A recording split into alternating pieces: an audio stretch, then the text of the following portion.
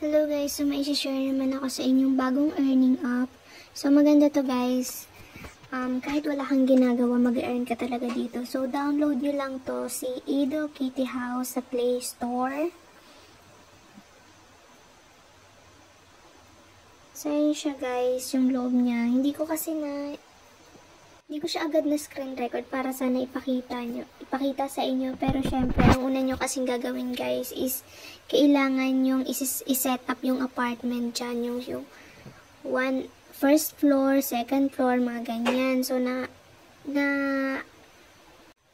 na-set up ko na kasi guys yung first floor saka second floor. So kung mapapansin nyo guys, yung first floor ko ay nag-auto claim na siya. So, kasi na-update ko na siya, nakabili na ako ng helper. So, etong sa second floor kasi is kailangan ko ng 15K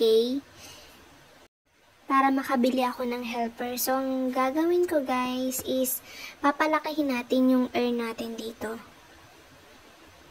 Hanggang sa ano na natin yung helper ng second floor. So, para mas malaki guys yung kita is kailangan lang natin ipa-level up itong nasa gilid. Yan.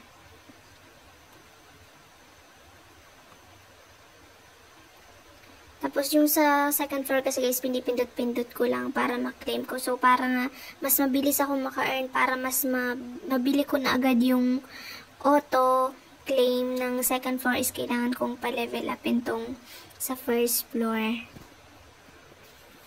Yan, claim. Pansin nyo guys, pag pinapa-level up nyo siya is mas lumalaki yung perang nakukuha nyo per minute. Per seconds yata. Per seconds. Per seconds lang. Third floor. Tapos, papanoorin ko lang guys yung ads para times 3 binili ko na guys reward na makukuha ko. Ayan, o diba? Ayan guys, kailangan na talaga natin mag-earn para ma-claim natin yung mabili na ito, auto product, itong auto-claim ng reward dito. Ayan, kung mapansin nyo, yung second floor is nag-auto-claim na rin. Hindi natin kailangan pindutin. Ayan. Tapos, pwedeng makita guys yung income nyo dyan sa message kapag pinindot nyo yan. So, nakikita nyo doon times 3 na yung sa first floor ko. Tapos, ito yung sa shop. Pwede nyo, pag nakaipon kayo ng mga gems, ayan, pwede nyo bilhin yan. 1 hour income, 1 day income, 3 day income, 7 day income, ganon.